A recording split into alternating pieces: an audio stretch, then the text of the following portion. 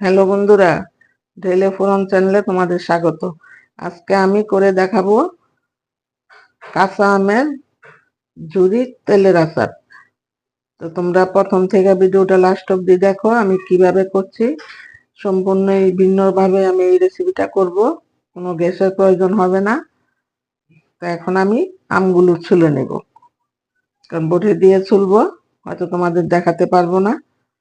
তো আমি আমগুলি ছুলে তারপর তোমাদের দেখাচ্ছি।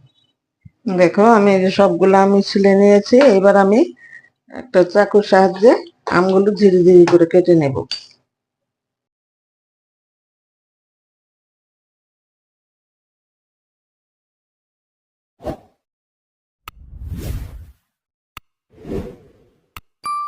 এগুলো আম কাটা হয়ে গেছে।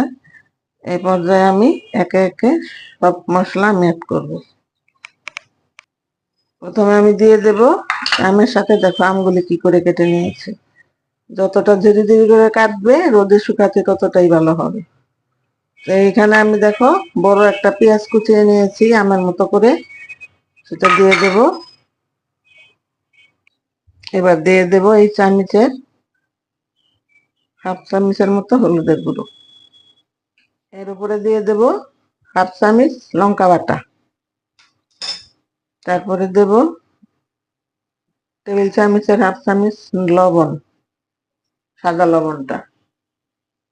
এবার দেব হাফ চামচের মতো বিট লবণ। এক চামচ দেব জিরা ধনে ভাজা গুঁড়ো করা। এবার এক চামচ দেব পাঁচ ফোড়ন ভেজে গুঁড়ো করা। এবার দেব এক চামচ সরষা বাটা। তোমরা ইচ্ছা করলে কাসুন্ডও দিতে পারো।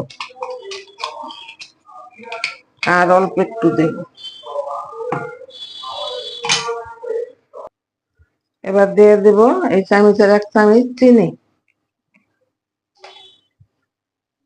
এবার দিয়ে দেব এই চামচের দুই চামচ সরষের তেল।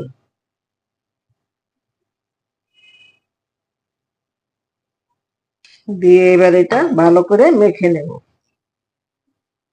বন্ধুরা, তোমরা আমার আজকের এই ঝুরি আমের রেসিপি যদি তোমাদের ভালো লাগে, আমার চ্যানেলটা সাবস্ক্রাইব করে আমার পাশে থেকো, আর পাশে থাকা বেল আইকনে ক্লিক করে দিও এরকম নিত্য নতুন রেসিপি পাওয়ার জন্য।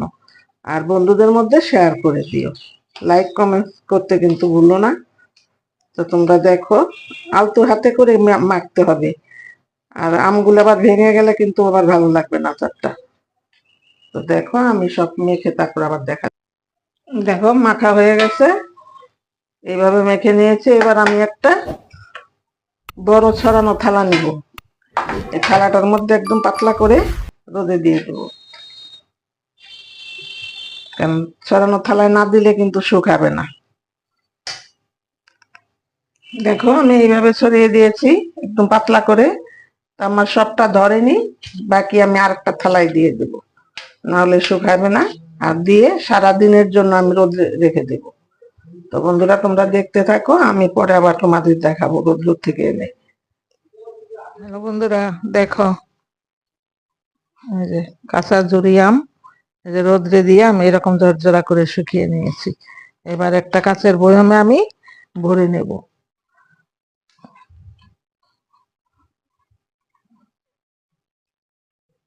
আর তোমরা খেয়াল রাখবে বয়ামটা যেন একদম শুকনো হয়, কোনো জল যেন না থাকে, কারণ এই আচারের মধ্যে জল দিলে কিন্তু আচারটা একদম নষ্ট হয়ে যাবে।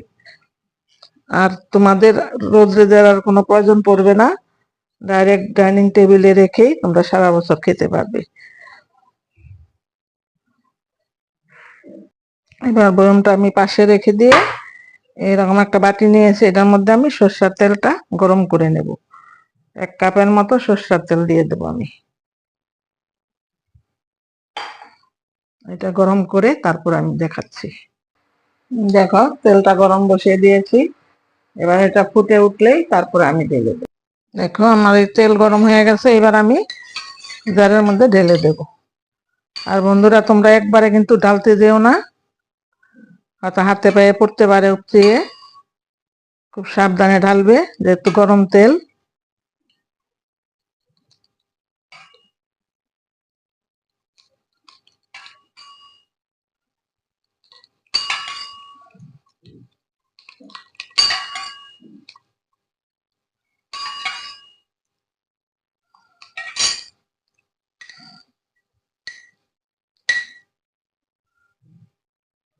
তো দেখো রেডি হয়ে গেল আমার কাঁচা আমের ঝুরি তেল আচার। দেখো কতটা লোভনীয় হয়েছে। তোমরা বছর ভরে এটা ডাইনিং টেবিলে রেখে দিতে পারবে, রোদ্রে দেওয়ার কোনো প্রয়োজনই পড়বে না। আর খেতে তো খুবই ভালো হয়, তোমরা একবার করলেই বুঝতে পারবে। তো আজকে আমার এই ঝুরি আমের আচারের রেসিপি তোমাদের যদি ভালো লাগে আমার পাশে থেকো, চ্যানেলটা লাইক করো আর কমেন্টসের মাধ্যমে জানিও তোমাদের কেমন লাগলো আজকের আমার এই ঝুরি আমের আচার। তো বন্ধুরা তোমরা সবাই ভালো থাকবে, সুস্থ থাকবে, দেখা হবে আবার অন্য কোনো রেসিপিতে। ধন্যবাদ।